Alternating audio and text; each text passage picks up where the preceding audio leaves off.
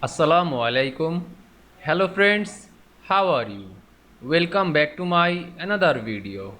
In this video, I am going to show you how to make text in InDesign vertically. Let's get started. At first, you have to open your Adobe InDesign software. Then open your document or create your document. Now you can see here are my document. Now I make text vertically in this document. At first I have to select this line tool. To create a vertically line, press to shift to draw the line instantly. Then click shift plus T on your keyboard to select type on a path tool.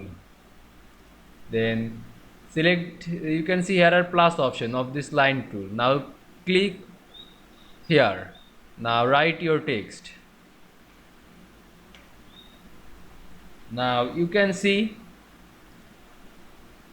I make text in vertically very easily. I hope you enjoyed my video.